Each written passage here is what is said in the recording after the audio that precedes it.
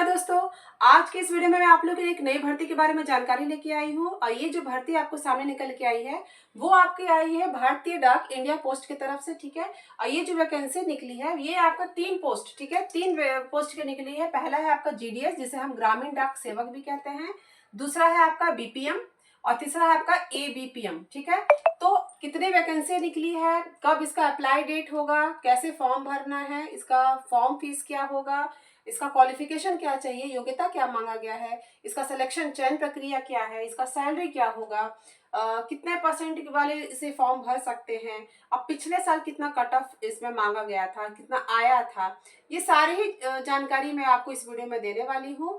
तो इस वीडियो को पूरा लास्ट तक जरूर देखिएगा और अगर आप मेरे चैनल पे नए आए हैं तो मेरे चैनल को सब्सक्राइब कर लीजिए, क्योंकि मेरे चैनल पे बिहार में आई हर एक नौकरी के बारे में आपको लेटेस्ट से लेटेस्ट अपडेट मिलते रहेंगे। चलिए वीडियो में आगे बढ़ते हैं। जैसा कि मैंने आपको बताया कि भारतीय डाक की तरफ से वैकेंसी निकली है और ये हर स्टेट की वाइज अलग अलग निकली है, तो मैं इस वीडियो में बिहार की वैकेंसी के बारे में बात कर रही हूँ।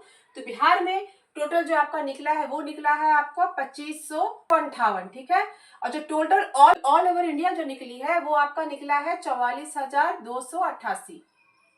ठीक है, ये टोटल इंडिया वाले ये इंडिया लेवल पे वैकेंसी है और ये आपका जो है ये बिहार लेवल का है।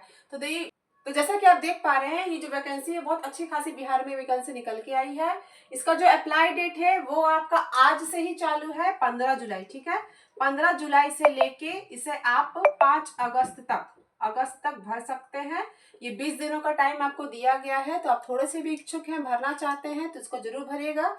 ठीक है, इस भर्ती के लिए जो उम्र मांगा गया है, एज मांगा गया है, वो है आपका 18 साल से लेके 40 साल। ठीक है, और ये जो 18 साल से 40 साल उम्र चाहिए वो आपका 5 अगस्त 2024 तक चाहिए। इसका मतलब है कि 5 अगस्त तक आपका जो उम्र है वो 18 साल से कम नहीं होना चाहिए और 40 साल से ज़्यादा नहीं होना चाहिए। अगर आप लोगों को कोई भी दिक्कत है तो आप अपना डेट ऑफ बर्थ आप कमेंट कर सकते हैं। मैं आपको बताऊंगी कि आपका उम्र कितना है और आप ये फॉर्म भर सकते हैं कि नहीं भर सकते हैं। और इसमें SC ST के लिए 5 साल की छूट है और OBC के लिए 3 साल की छूट है। अगर हम बात करें इसके फी के बारे में तो फी इसका जनरल OBC EWS के लिए आपका 100 रुपये लगने वाला है और SC ST फीमेल है। फीमेल अगर आप जनरल से भी हैं, OBC से भी हैं, EWS से भी हैं, फिर भी आपका जो फी है कुछ नहीं लगने वाला।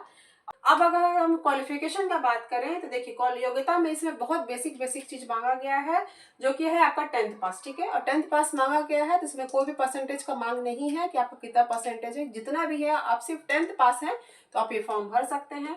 दूसरा है कि आपको कंप्यूटर का नॉलेज होना चाहिए, थोड़ा बहुत आप कंप्यूटर चला सकते हैं तो ये फॉर्म आप भर सकते हैं। कंप्यूटर का कोई भी सर्टिफिकेट इसमें नहीं मांगा गया है। तीसरा कि आपको साइकिल चलाने आना चाहिए, तो साइकिल भी है तो सिर्फ जेंट्स के लिए है, मेल के लिए है, फीमेल के लिए ऐसा कुछ कहीं लिखा नहीं है कि फीमेल को भी साइकिल चलाना आना चाहिए। और चौथा है आपका लोकल लैंग्वेज, तो अगर आप बिहार के हैं तो बिहार में आपको हिंदी चलता है तो हिंदी आपको अच्छे से बोलने पढ़ने लिखनी आनी चाहिए। और आपका पांचवा है कि जो 10th आपने पास किया है, 10th में आपका इंग्लिश और मैथ्स ये 2 सब्जेक्ट कंपलसरी होना चाहिए, जो होता है बिहार बोर्ड से भी है, अगर आप CBSE बोर्ड से भी हैं फिर भी आपका इंग्लिश मैथ्स तो होता ही है। तो इसका मतलब है कि जो भी है वो 10th पास किए हैं तो सभी के सभी लोग इस फॉर्म को भर सकते हैं। अगर हम बात करें कि सिलेक्शन प्रोसेस के बारे में तो ये सीधी भर्ती है। ठीक है, ये सीधी भर्ती है और इसका कोई भी एग्जाम नहीं होने वाला है। ये बहुत अच्छी बात है कि मेरिट बेसिस पे है आपका सिलेक्शन होता है कि आपने 10th में कितना परसेंटेज लाया है, जितना ज्यादा आप लाएंगे उतना आपका सिलेक्शन होने का जो चांस है वो बढ़ जाता है। उसके बाद अगर हम बात करें सैलरी का तो देखिए सैलरी आपको जो GDS के लिए ग्रामीण डाक सेवक के लिए वो है आपका 10,000, BPM ब्रांच पोस्ट मैनेजर के लिए है तो उसका है आपका 12,000 और असिस्टेंट ब्रांच पोस्ट मास्टर है उसका है आपका 10,000। और ये सैलरी है अभी तो आपको कम लग रहा है, लेकिन ऐसा नहीं है कि आपको सिर्फ 10,000 12,000 में रखा जाएगा। जैसे जैसे आपका काम बढ़ते जाएगा, समय बढ़ते जाएगा, आपका सैलरी भी बढ़ते जाएगा। क्योंकि मेरी भी जानकारी में कुछ लोग हैं जो इस पोस्ट में काम कर रहे हैं, उनका सैलरी बढ़ा है, उनका सैलरी बढ़ के 25-30 हजार तक हो गया है। तो इसके लिए आपको चिंता नहीं करना है सैलरी को लेके। और सबसे अच्छी बात है कि आपको जब आपका सिलेक्शन हो जाता है तो आपको अपने ही क्षेत्र में रहना है, आपको कहीं नहीं जाना। तो अपने समाज में रह के, अपने गांव में, अपने क्षेत्र में रह के अगर आपको इतनी अच्छा जॉब मिल रहा है तो इसमें कोई हर्ज नहीं है इस फॉर्म को भरने में और इसमें सिलेक्शन लेने में। अगर हम बात करें कि कितने घंटे आपको काम करना पड़ेगा, तो देखिए नॉर्मली अगर हम देखा जाए तो 4 से 6 घंटे आपको काम करना पड़ेगा, लेकिन ये सीजनल भी है। जैसे अभी राखी का समय है, अभी राखी का समय आने वाला है अगले महीने, तो काम इस समय बढ़ जाता है क्योंकि बहुत जगह से पोस्ट आते हैं। तो आपका तो मेन काम यही है कि आपको पोस्ट की डिलीवरी करना है, खासकर जीडीएस को, ग्रामीण डाक सेवक को। तो इस ऐसे टाइम पे आपका काम बढ़ जाएगा। तो जब काम बढ़ जाएगा तो आपका सैलरी भी बढ़ जाएगा। तो अब हम बात कर लेते हैं कि आपको काम क्या करना पड़ेगा। तो देखिए जीडीएस का मेन काम होता है, ये पोस्टमैन के रूप में काम करता है। साइकिल इसलिए मांगा गया है कि आपको जगह जगह जाके पोस्ट आएगा, उसको उस एड्रेस पे पहुंचाना है। तो साइकिल से मांगा गया, लेकिन आज की डेट में साइकिल में चलता कौन है? साइकिल में तो कोई नहीं जाता। तो वो ऐसा लिखा गया है, ऐसे नोटिफिकेशन में मांगा गया है, लेकिन ऐसा कोई कंपलसरी नहीं है। तो मेन काम यही है जीडीएस का। बीपीएम का है वो ऑफिस वर्क होता है, उसको मैनेज करना है, फाइल मैनेज करना है, उसको रिकॉर्ड रखना है, सब कुछ ये बीपीएम का है। और एबीपीएम जो होता है, असिस्टेंट ब्रांच पोस्ट मास्टर, ये बीपीएम को असिस्ट करता है। ये बीपीएम जो काम बोलेगा वो एबीपीएम को उसको सहायता करना पड़ेगा। ये सहायक के रूप में बीपीएम के ये काम करता है, ठीक है। उसके बाद हम बात करते हैं कि कितने परसेंट वालों को ये फॉर्म भरना चाहिए, क्योंकि ये मेरिट बेसिस पे होता है, इसका तो कोई एग्जाम होता नहीं है।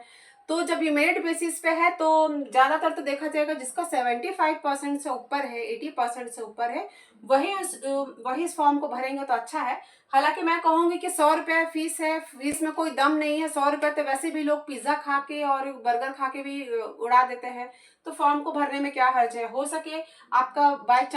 सके तो आपके लक से भी आपका सिलेक्शन हो सकता है, क्योंकि बहुत सारे लोग यही सोच के इस वैकेंसी को छोड़ देते हैं कि मेरा तो 70-80% है और 90% वालों का सिलेक्शन होता है, तो मेरा तो होगा नहीं, तो मैं क्यों फॉर्म भरूं। तो हो सकता है कि आप जिस कैटेगरी से आते हैं, आप जिस एरिया से आते हैं, उसमें आपका नंबर ज्यादा हो, आपको वैकेंसी उसमें ज्यादा हो, तब उस नजरिए से हम देखेंगे तो फिर आपका सिलेक्शन हो सकता है। तो फॉर्म भरने में कोई हर्ज नहीं है, फॉर्म भर के देखिए, सिलेक्शन होगा तो भी ठीक है, नहीं होगा तो भी ठीक है। और अगर हम बात करें कि लास्ट ईयर कट ऑफ के बारे में, तो देखिए कट ऑफ भी होता है, वो हर स्टेट वाइज अलग अलग कट ऑफ होता है। और हर कैटेगरी के लिए, जनरल के लिए, ओबीसी के लिए, एससी एसटी के लिए, सब कैटेगरी वाइज भी अलग अलग होता है। तो ये पूरा अगर मैं बताऊंगी तो वीडियो बहुत ज्यादा लंबा हो जाएगा। तो कट ऑफ के बारे में मैं आपसे नेक्स्ट वीडियो में बात करूंगी। तो उस वीडियो को देखने के लिए आप मेरे चैनल को सब्सक्राइब करके रख लीजिए, क्योंकि जब वो आपको वीडियो मिल जाए, वो वीडियो आप देख सके और समझ सके कि लास्ट ईयर कितना कट ऑफ था। तो आपको फॉर्म भरने में भी आसानी होगा। तो दोस्तों मैं उम्मीद करती हूँ कि भारतीय डाक की तरफ जो वैकेंसी आई है जीडीएस, बीपीएम और एबीपीएम के लिए, उसमें जितने भी आपके मन में सवाल होंगे उन सारे सवालों का मैंने जवाब दे दिया है। लेकिन फिर भी अगर आपको थोड़ा सा भी डाउट है, कुछ भी डाउट है, तो आप मेरे कमेंट सेक्शन में पूछ सकते हैं। मैं पूरी कोशिश करूंगी सारे कमेंट्स को पढ़ने की और उनके प्रॉब्लम को सॉल्व करने की। और तो वीडियो थोड़ा सा भी अगर आपको अच्छा लगा हो तो इस वीडियो को लाइक कीजिएगा, अपने दोस्तों में भी शेयर कीजिए, ताकि उन लोगों को भी इस वैकेंसी के बारे में पता चले और वो भी फॉर्म भर सके। क्योंकि टाइम आपके पास बहुत ही कम है, 20 दिनों का टाइम है, तो इसको समझने में, फॉर्म भरने में भी टाइम लगता है। तो आप इस और चैनल को भी सब्सक्राइब कर रख लीजिए ऐसे ही लेटेस्ट जॉब नोटिफिकेशन के लिए। Thank you.